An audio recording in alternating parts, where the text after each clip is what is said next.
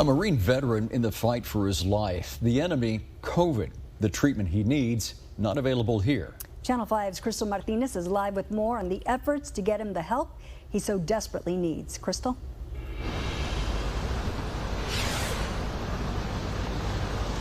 I'm at the McAllen VA, a place where most veterans come to get mental and physical help. But for one Valley family, they were faced with a very difficult position, trying to get help for their family member who's also a veteran.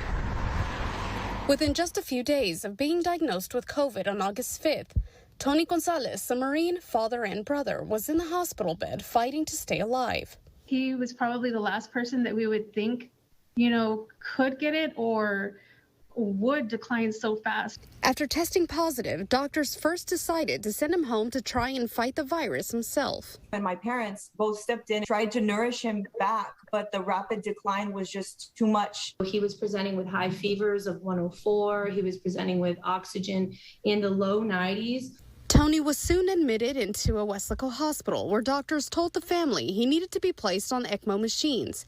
They pump and oxygenate blood outside the patient's body so the person's heart and lungs can rest. Unfortunately, the Valley doesn't have any available.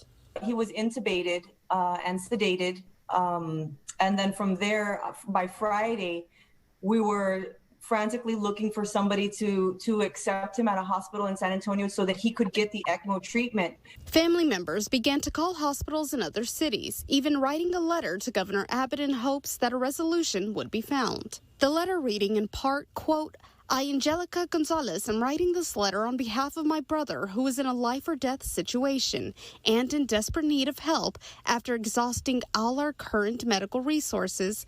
Our family is asking for your assistance. We were kind of frantically looking. I kept getting no's and no's and no's until the last call that I received a yes. Their plea to save Tony's life finally got an answer when the community began to share their story.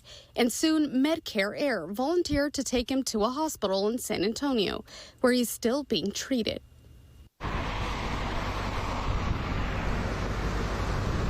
The family tells us although Tony is still unconscious and intubated, his vitals are improving.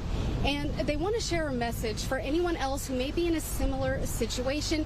They say, don't give up and to keep fighting. Live in McAllen, Crystal Martinez, Channel 5 News at 6.